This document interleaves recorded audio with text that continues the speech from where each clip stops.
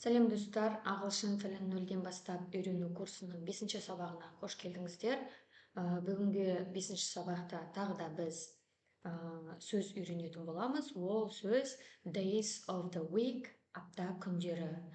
Көріп тұрғандарыңыздай, сол жағында ағылшынша версиясы және оң жағында қазақша аудармасымен.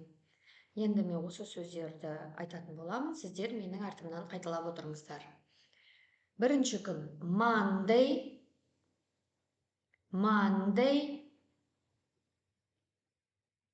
сейсенбі Tuesday,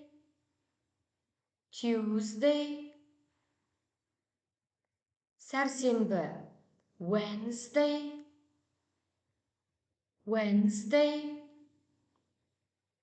бейсенбі Thursday, жұма Friday, сенбі Saturday, жексенбі Sunday. Енді осы сөздерді сіздерге үйге жаттауға ғана қалды. Енді ағылшынша аудармасымен, байқап тұрсаңыздар, көп сөздердің жазылуы басқаша болғанымен ағылшынша басқаша оқылады. Мысалға, Monday'да о жазылғанмен а оқылады.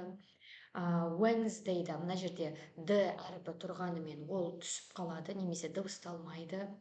Сол секілді өзгешеліктері бар. Сондықтан да айтылуына назар аударып жаттаңыздар. Енді сіздерге үй жұмысына тапсырма, мына жерде Saturday, Sunday деген сияқты қылып ретімен апта күндері берілген. Енді сіз осы апта күннен кейін келесі күн қандай жаттап болғаннан кейін мына жерге өзіңіз толықтырып жазуыңыз қажет. Мысалға, Saturday сенбі, Sunday жексенбіден кейін қандай апта, Monday дүйсенбі. Сол секілді қылып, осы апта күннен кейін келесі қандай реті бойынша жазып шығуларыңыз керек. Ал сіздерге сәттілік. Келесі сабақта көріскенше, goodbye.